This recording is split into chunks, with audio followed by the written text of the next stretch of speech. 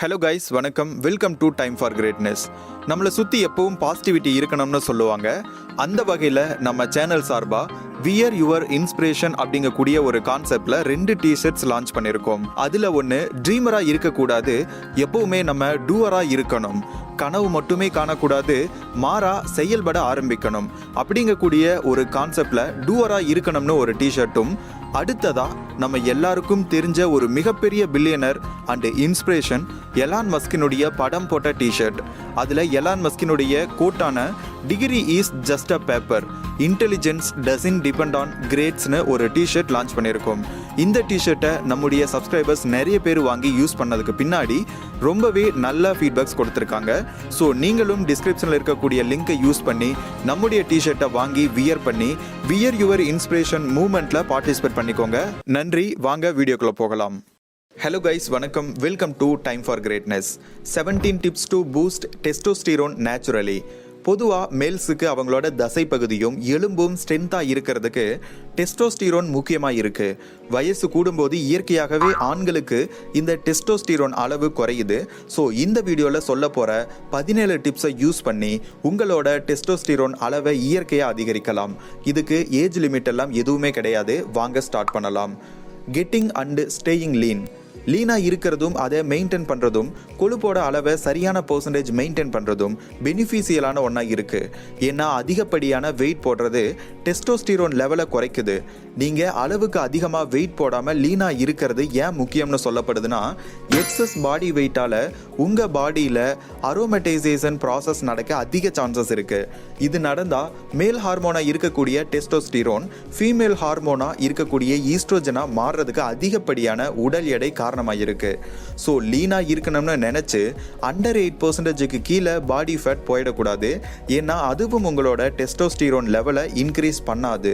Testosterone லெவலை அதிகரிக்கணும்னா சரியான ஆண்களில் அரௌண்ட் 8 to 14% பாடி ஃபேட் கண்டிப்பாக இருக்கணும்.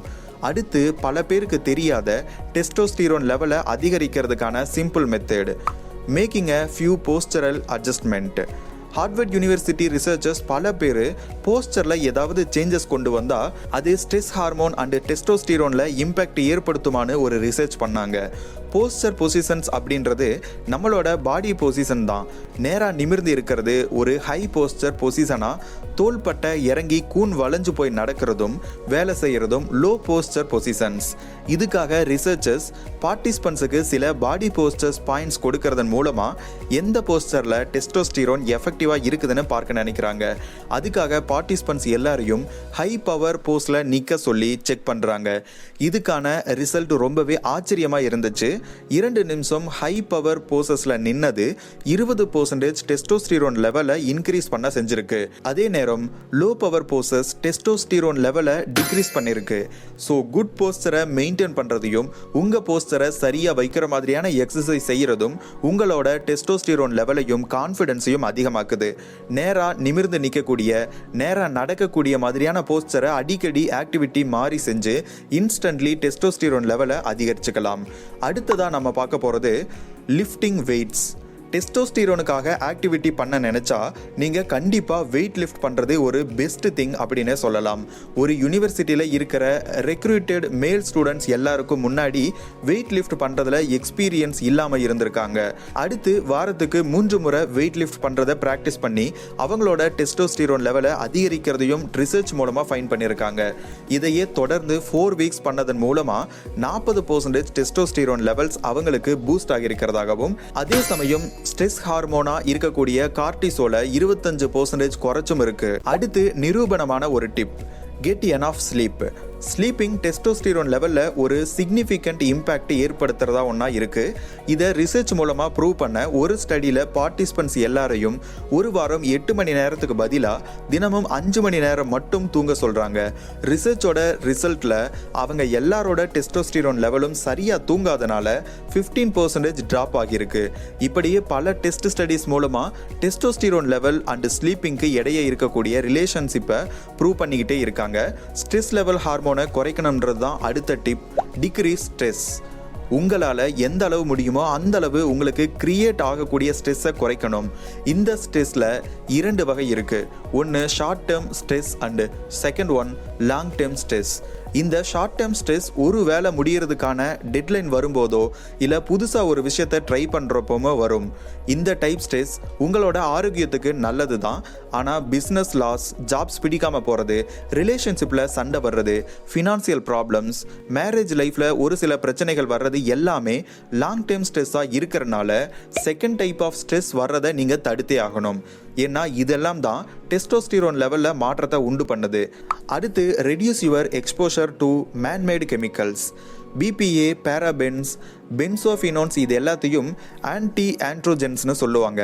டெஸ்டோஸ்டிரோன் லெவலை குறைக்கிற மாதிரியான பல கெமிக்கல்ஸ் தினமும் உபயோகிக்கக்கூடிய ப்ராடக்டில் இருந்துக்கிட்டே தான் இருக்குது. உதாரணமாக plastic water bottles, plastic metal containers எல்லாத்துலேயும் பிபிஏ கலந்துருக்கு. இந்த பிளாஸ்டிக் எல்லாமே டெஸ்டோஸ்டிரோன் லெவலை குறைக்கிறதாகவும் எரெக்டைல் டிஸ்ஃபங்க்ஷனுக்கு காரணமாக இருக்கிறதாகவும் சொல்லப்படுது. இதை தவிர ஹீட் பிளாஸ்டிக்கும் அதிக அளவு ஆன்டி ஆண்ட்ரோஜன் கலந்ததாக இருக்குது.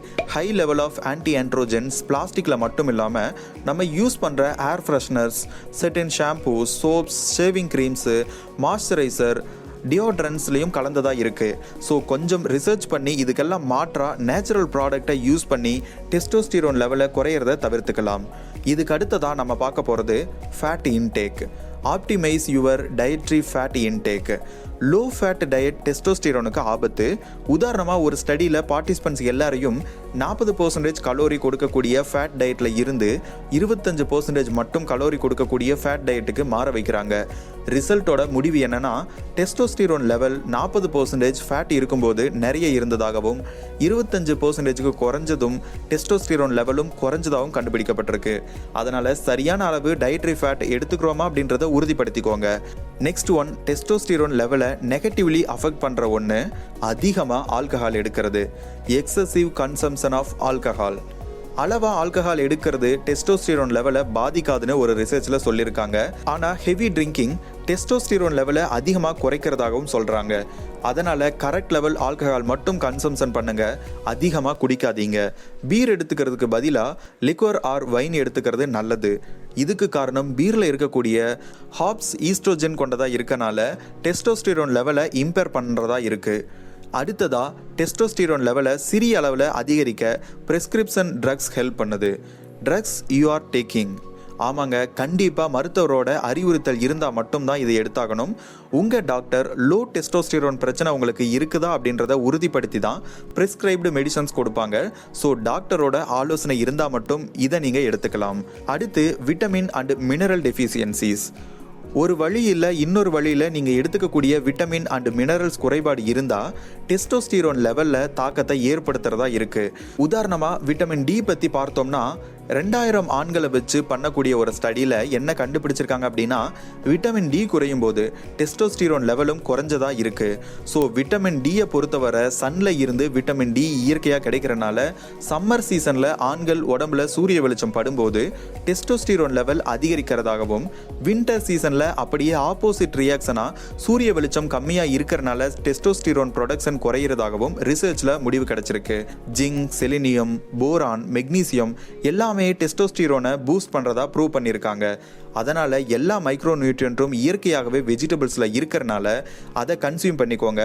சப்ளிமெண்ட் பற்றி பேசினா இந்த நேரத்தில் அஸ்வகந்தா பற்றி சொல்லியே ஆகணும். முன்னொரு காலத்தில் மெடிக்கேஷன் ப்ராக்டிஸுக்கு இந்தியாவில் யூஸ் பண்ணப்பட்ட ஒரு மூலிகை தாவரம் தான் அஸ்வகந்தா. இதுவும் டெஸ்டோஸ்டிரோன் லெவலில் பாசிட்டிவ் எஃபெக்டை ஏற்படுத்துது. இதுக்கு பெஸ்ட் எக்ஸாம்பிள் தரணும்னா, ஒரு 8 வார ஆய்வில் இன்ஃபர்டிலிட்டி பிரச்சனை இருக்கக்கூடிய ஆண்களுக்கு 675 கிராம் அஸ்வகந்தா ரூட் எக்ஸ்ட்ராக்ட் கொடுத்துருக்காங்க. அதுக்கப்புறம் டெஸ்டோஸ்டிரோன் லெவல் 17% அதிகரிச்சிருக்கு. இன்னொரு ஸ்டடி அஸ்வகந்தா வச்சு பண்ணதில் 90 டேஸ் தொடர்ந்து 5 கிராம் அஸ்வகந்தா மட்டும் எடுத்து இன்ஃபர்டிலிட்டி பிரச்சனை இருக்கக்கூடிய ஆண்களில் 16 to 40% டெஸ்டோஸ்டிரோன் லெவல்ஸை அதிகரிக்கிறதா செஞ்சிருக்கு. அதே ஃபெர்டிலிட்டி ஆண்களுக்கு ஆவரேஜ் லெவலாக 15% இன்க்ரீஸ் ஆகியிருக்கு.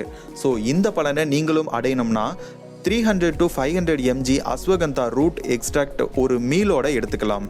அடுத்ததா இன்னொரு ப்ரூவன் சப்ளிமெண்ட் டாங்கட் அலி. இதுவும் ஒரு மூலிகை தாவரம் தான். ஸ்ரப்பின்ற ஒரு மரத்துல கிடைக்குது. இதோட நேட்டிவ் சவுத் ஈஸ்ட் ஏசியா. இது மேல் பொட்டன்சியை அதிகரிக்க பழங்காலத்துல இருந்து இருக்கக்கூடிய ஒரு மெடிசன். இதை ரிசர்ச் மூலமா ப்ரூவ் பண்ணியிருக்காங்க. உதாரணமா அதிகமா ஸ்ட்ரெஸ் இருக்கக்கூடிய பேஷண்ட்ஸுக்கு 4 வாரம் தொடர்ந்து டாங்கெட் அலி சப்ளிமெண்ட்ஸை 200 மில்லிகிராம் அளவுல கொடுக்கும்போது அவங்களோட ஸ்ட்ரெஸ் ஹார்மோன் கார்டிசோல் 16% குறைஞ்சிருக்கிறதாகவும் டெஸ்டோஸ்டிரோன் லெவல் 37% இன்க்ரீஸ் ஆகியிருக்கிறதாகவும் ப்ரூவ் பண்ணியிருக்காங்க. இது ரொம்பவே எஃபெக்டிவான ஒரு வழியில டெஸ்டோஸ்டிரோனை பூஸ்ட் பண்றதுனால 200 to 300 mg of 100 to 1 extract கான்சன்ட்ரேஷனோட கம்பேர் பண்ணா இதோட உலர்ந்த வேற 20 to 30 கிராம் எடுத்துக்கிறதுக்கு சமமா இருக்கு. அடுத்து ஃபாஸ்கோலின். இது ஆஸ்துமாக்கான folk remedy. Low testosterone level இருக்கக்கூடிய அதிகமான எடை இருக்கக்கூடிய ஆண்களுக்கு ஃபோர்ஸ்டு காலன் எக்ஸ்ட்ராக்டை ஒரு நாளுக்கு 2 தடவை கொடுக்குறப்போ அது டெஸ்டோஸ்டிரோன் லெவலை 33% அதிகரிக்க செஞ்சிருக்கு. அடுத்ததா இயற்கையான உணவு மூலமா எப்படி அதிகரிக்கலாம் அப்படின்றத பார்த்தோம்னா இதுக்கு ஒரு best natural way ginger root. இஞ்சியோட வேர் இதுக்கு பெர்ஃபெக்ட் எக்ஸாம்பிள். இதுல அதிக அளவு ஆன்டி இன்ஃப்ளமேட்டரி ப்ராப்பர்ட்டிஸ் நிறைய இருக்குதுன்னு பல பேருக்கு தெரியும். ஆனா இது டெஸ்டோஸ்டிரோன் லெவல் அதிகரிக்குமான்னு பலருக்கு தெரியாது. இதை ப்ரூவ் பண்றதுக்கு வரிசையா பல ஸ்டடிஸ் இருக்கு.